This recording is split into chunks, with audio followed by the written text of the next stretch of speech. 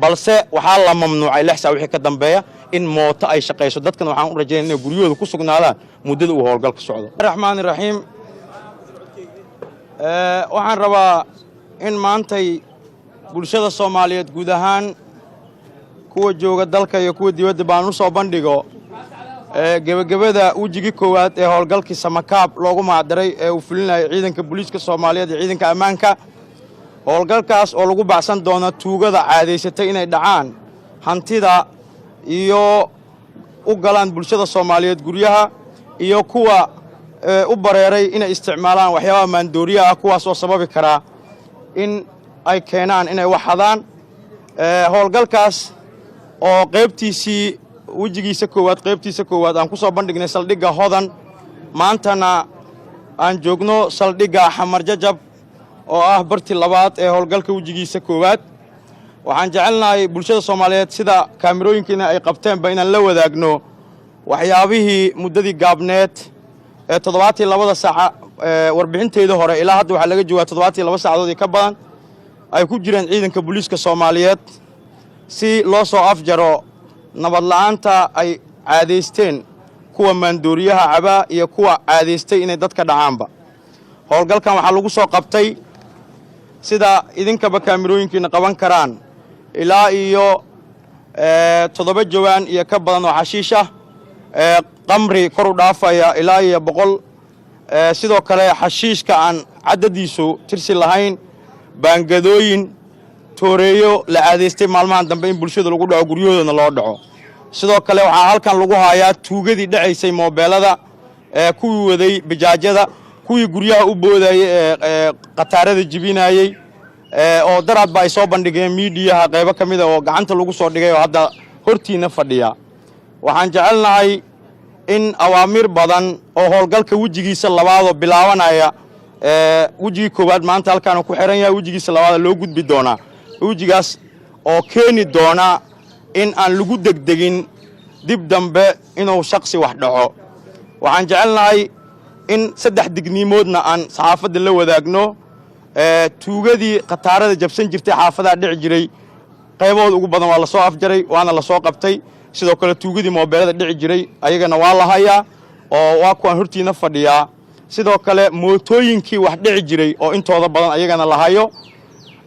qolyaha maandooriyaha iibin jiray oo ayagana shabakadoodii u weyneed ciidanka booliiska Soomaaliyeed oo kaashanaya laamaha kale amniga gacanta lagu soo dhigay. sidoo kale tuugadii wax ku dhici jirtay tooreeyaha oo ayagana hadda gacanta lagu hayo ay idin hor joogaan saldhigga Xamar Jajabna ku sugan yihiin oo Joint Operation Center keeni ahaa. waxaan jecelnahay in 3 arimood aan baaq ugu dirno bulshada Soomaaliyeed. tan koowaad oo ah askarta ka tirsan ciidamada qalabka sida gabigoodaba waxaa lagu wargelinaa inaysan dhici karin shakhsi hubaysan oo darees wata oo dhex wareegi kara magaalada Muqdisho gudaheeda. ayadoo taliska xoogga dalka Soomaaliyeedna uu maanta go'aan ka soo saaray booliiskana iyo laamaha kale amniga anoo afkooda ku hadlayeen aan idinku adkaynayno in aysan dhici karin shakhsi qori wata oo darees wata inuu habeen madow maalin cad dhex socdo magaalada Muqdisho aan ahayn ciidanka howlgalada gacanta ku haya ee ammaanka sugaya. number 2 waxaa la mamnuucay habeenkii wixii 6 saac ka dambeeya inaysan soco karin mooto bajaaj oo magaalada dhexdeeda aysan ka shaqeysan karin fiidka hore dadka ay adeegtaan. wixii intii howlgalka uu socdo habeen madow 6 saac wixii ka dambeeya cidii mooto wada la arka ayadan inay dimbi tahay ay ku xadgudubtay awaamirta ka soo baxday laamaha amniga. sidoo kale waxaan rabnaa milkiilayaasha bajaajada inaan uga digno inaysan shakhsiyeesa aqoonin ehelkiisa iyo meeshuu ka yimid aysan u dhiibi karin mooto iyo wax la mid ah. sidoo kale waxaa eriyada liida ee ku yaala hoteelada iyo dadka ay degan yihiinba ee Cabdicasiis laga mamnuucay in askarta shaqada kule waxaan ahayn aysan qori la dhaafi karin jagboontyada laga kontroolo xeebta liida eriyadeeda. dhammaan dignimahaas waxay qusaynayaan ciidanka qalabka sida guud ahaan goob kasta ay ku sugan yihiin. waxaa looga digayaa askari kasta inuu qorigiisa iyo dareeskiisa xaruntiisa uu shaqada ku leeyahay dhigto xilliyada uu xaafadihiisa aadayo. sidoo kale eriyada liidana aan loo ogolayn shakhsi hubaysan nooc kasta uu yahay marka laga reebo askarta ku shaqada leh eriyadaas. sidoo kale waxaa hadda furmaya howlgalka wajigiisa labaad ee Samakaab oo ay diyaar u yihiin ciidanka booliiska Soomaaliyeed laamaha amnigaba in la bilaabo waxaan jecelahay bulshada Soomaaliyeed goob kasta oo joog waa u mahad celinayaa gacanta ay siiyaan ciidanka booliiska Soomaaliyeed dhammaan waxaan aad aragteen waxaan ugu soo wargeliyay bulshada Soomaaliyeed wanaaga jecel ee degan gobolka Banaadir ciidankana gacan ku siiyay in guushan la gaaro insha Allah waxaan jecelnahay maalmo dhow wajiga labaad ee howlgalka hadii la soo gabagabay in la waayo magaalada Muqdisho shakhsi wax ku dhaca ama wax ku dhaawaca waxaana jecelnahay saxaafadda iyo guud ahaan bulshadaba inay la shaqeeyaan laamaha amniga gacanna ku siiyaan in la guto waxaan kale u sheegaynaa wixii la xsac ka dambeeya habeenkii cidii mooto u baahan ama kaalmo u baahan xanuun ama wax jiro waxay la xiriiri kartaa nambarka gaaban ee ciidanka booliiska Soomaaliyeed 991 si loo caawiyo hadduu xanuun jiro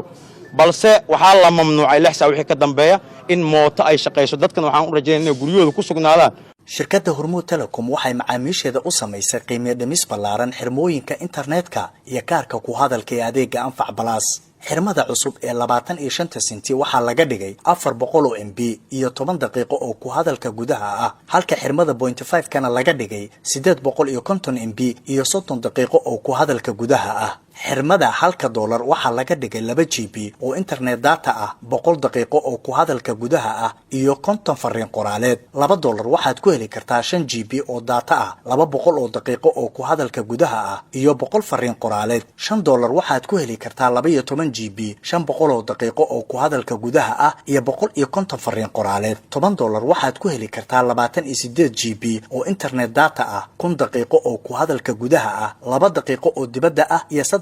oo fariin qoraaleed ah ugu shubo EVC Plus-kaaga xidig 724 xidig nambarka xidig lacagta 4 gees ama kaarka ku hadalka xidig 126 4 gees kadibna raac tilmaamaha